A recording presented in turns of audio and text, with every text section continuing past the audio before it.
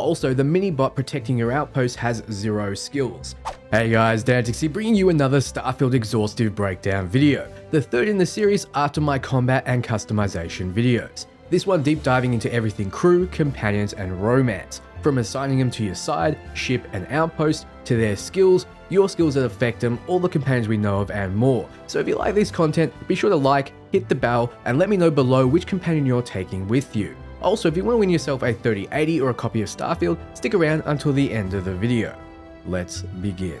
So what are companions and what do you need them for? Well, companions are non-playable characters that exist within Starfield and can be recruited to help you on your journey in multiple ways, from aiding you directly in combat and during conversations, to indirectly by improving your ships and your settlements. The ones not directly at your side, you're still able to assign to other areas and tasks. So there are 4 types of companions that we know of. The first being companions that can join you as part of the storyline. These are usually more fleshed out, with their own missions and backgrounds, as well as providing higher skill ranks. This means that there's an affinity system in place, and if you wish, one that can progress into a romance. The second type of companion are those you find out in the world during procedural events. These companions will most likely not have fleshed out storylines, but still be a bit more involved than the next type, companions you can recruit from spaceports. Spaceport companions will have lower stats, at least at the start, like the ones you find out in the universe, but will have no individual quest lines and very little dialogue. Finally, we have non-human companions like robots and hopefully, if the great Todd Howard loves us, alien beasts you find out in the world. Companions are extremely useful, and even if you roll as an introvert, they'll supplement your playstyle in some way, from crafting your resources to improving your ship's range. If you like the non-combat route, going a leadership build will let you not fire a shot. I mentioned that companions can help in conversations. Well, your story-related companions, which I'll run through individually soon, will have their own personality and opinions. Bethesda have mentioned that while in conversations, you may get the chance to ask your companion their thoughts or ask them to interject. This may be fruitful or could backfire completely, but it's nice that we have the option to include them, and this will help immerse you in the world. No doubt some companions will be better in conversations than others, so making choices they disagree with will lower their affinity with you, eventually making them leave your company, and the inverse, where they develop better bonds with you. The leadership skill boosting the amount they gain. It can be assumed that improving your relationship with companions will increase their effectiveness, maybe increasing their base skill ranks or giving them a unique ability. The fact that they have skills in the first place leads me to believe that you can improve them.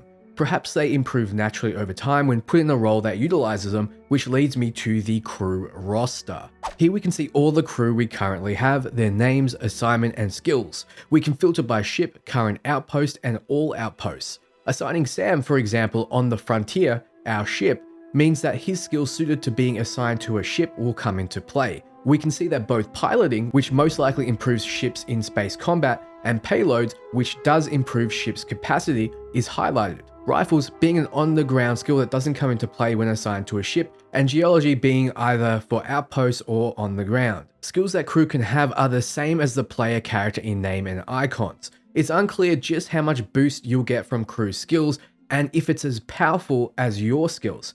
Example, if a ship has capacity for 3 crew members and all 3 have payloads 4 and you have payloads 4, will you be able to carry 3 times extra cargo than you would have alone, or do they get a reduced benefit? If it's parallel, then getting a ship with a large crew capacity might make it an absolute beast. The Dragonfire 3 has 7+ capacity for crew, so imagine if every single crew member had particle beam systems, which boosts your ship's particle weapons. Your weapon systems would be punching holes through planets. You'll notice that the maximum amount of skills your crew can have is 4, as that's the maximum space allocated for it, and the story-related companions have 4 and higher ranks than the non-story-related characters. Also, the mini-bot protecting your outpost has 0 skills, something you might just buy or make for a single purpose. So the skills crew have influenced their roles. Ballistics becoming valuable if Marika is out in the field with you, but particle beam weapon system skill is only if she's assigned to a ship, whereas outpost engineering is valuable when Hela is assigned to an outpost, as you can see when he's assigned to the Jemison outpost. So you want to assign crew based on the benefits you reap. We talked about your crew bringing skills to the table, but what about skills and traits that your character can invest in that affect them?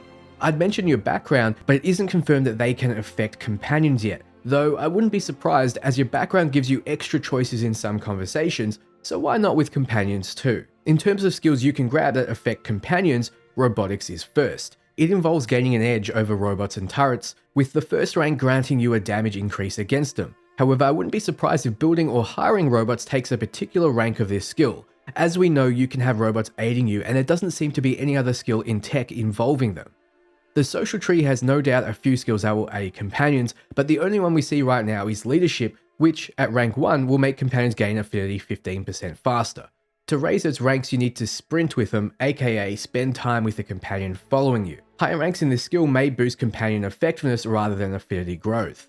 Next we have Xenosociology, the final rank of the social tree, which lets you exert your will on alien creatures. Rank 1 is to pacify, 2 is to make them flee, 3 is to make them attack their allies, and 4 is to control them like you would a companion. It's unclear right now just the extent that goes. Can you have them as a permanent ally, or does it wear off? Can we use them to defend our outposts like we could in Fallout 4? Can we have an alien pet following us around and scaring NPCs? Is it going to be like space Pokemon? I really hope Bethesda flesh this system out, but no doubt modders will pick up the slack if they don't. Then we have traits. The trait Introvert makes it so when you adventure with other human companions, you exert more oxygen, but less when alone, Extrovert being the complete opposite. So if you know you only want the company of Vasco, other robots, aliens, or being alone, Introvert may be the way to go. Then there's Hero Worshipped, which grants you the attention of an annoying fan that shows up and, well, annoys you. You can recruit this fan, and if you can put up with him, he'll give you a lot of gifts and become a unique companion you otherwise can't get. He has unique dialogue and may have a unique questline. We'll just have to wait and see. Now, they're not companions that we know of, but you can also opt to have parents, if you're willing to pay for the privilege. So we talked a lot about companions, but let's get more specific and run through all the companions we know of so far. Keep in mind we've only seen who we can recruit from the Constellation faction and a handful from others, but there'll no doubt be more. Let's begin with Sarah Morgan. She's an ex-soldier and adventurer and now Constellation's leader. She'll no doubt take an interest in you as the artifact spoke to you and you alone. She offers to join you until the lead runs dry, or she does, as yes, you can romance her. I foresee many of you foregoing adventure just to get into her pants and reap that well-rested buff as soon as possible.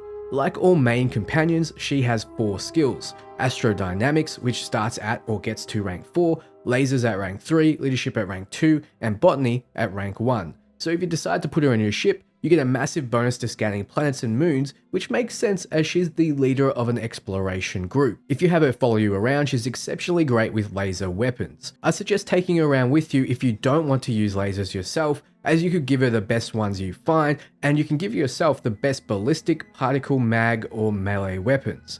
Also, leadership means you'll develop affinity with her a lot faster, and companions will be more effective.